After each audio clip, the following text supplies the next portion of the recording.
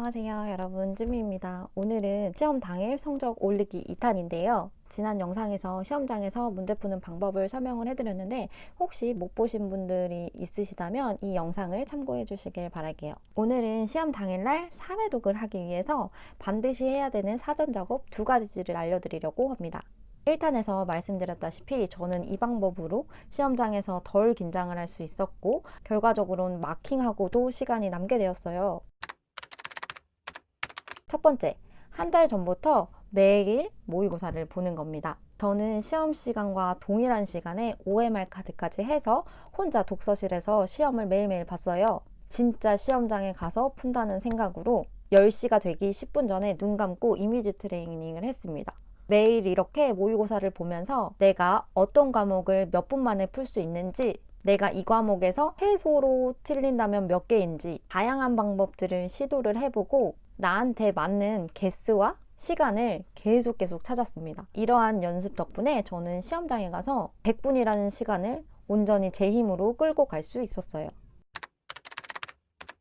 그리고 두 번째 사전 작업은 내 직렬의 과거 커트라인을 종합적으로 분석을 해서 공통 과목과 선택 과목을 몇 점 정도 맞아야 안전하게 합격할 수 있는지 미리 계산을 해두었는데요. 기존의 합격선보다 살짝 높게 잡고 내 상황에 맞게 과목별로 목표 점수를 설정해 놓으세요. 그러면 과목별로 몇 개를 틀려야 되는지 각이 나오게 됩니다. 내가 자신 있는 과목은 좀 타이트하게 가져가고요. 내가 자신 없는 건 조금 루즈하게 설정을 해놓을 필요가 있어요. 이렇게 내가 틀려도 되는 문제가 몇 개인지 미리 생각을 해놓고 가면 시험장에서 모르는 문제가 나왔을 때 시간 지체 없이 그냥 자신 있게 넘어갈 수 있습니다. 이 2가지 사전 작업을 해서 만들어진 게 이 포스트잇이죠. 제가 지난 영상에서도 말씀드렸다시피 저는 이 포스트잇이랑 이 노트 하나만 가지고 시험장에 갔어요.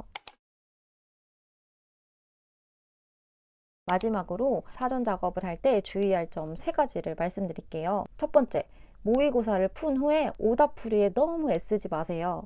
이때 보는 모의고사는 내가 몰랐던 걸 알려고 보는 게 아니라 시간 분배 연습을 하기 위해서 보는 거니까요. 시험 전에 한 달은 내가 아는 걸 견고히 하기에도 굉장히 부족한 시간입니다. 약 늘리는 공부는 이때부터 절대 하시면 안 돼요. 그리고 두 번째는 문제의 난이도는 아주 적당한 걸로 선택을 해야 돼요. 그래야지 실전 연습이 됩니다.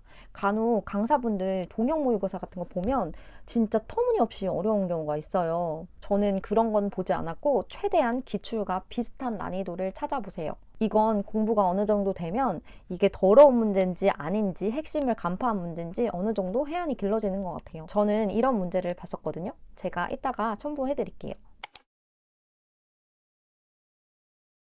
그리고 세 번째, 모의고사 풀이 연습을 할 때 문제 푸는 순서도 다양하게 시도를 해보세요. 저는 과목 찾느라고 문제지를 왔다 갔다 하는 것도 되게 긴장되고 떨려서 그냥 과목 순서대로 풀었었는데요. 분명히 본인한테 맞는 순서가 있을 거예요. 뭐 암기 과목을 맨 앞으로 해서 시간을 최대한 번다든지 뭐 이런 것들 있잖아요.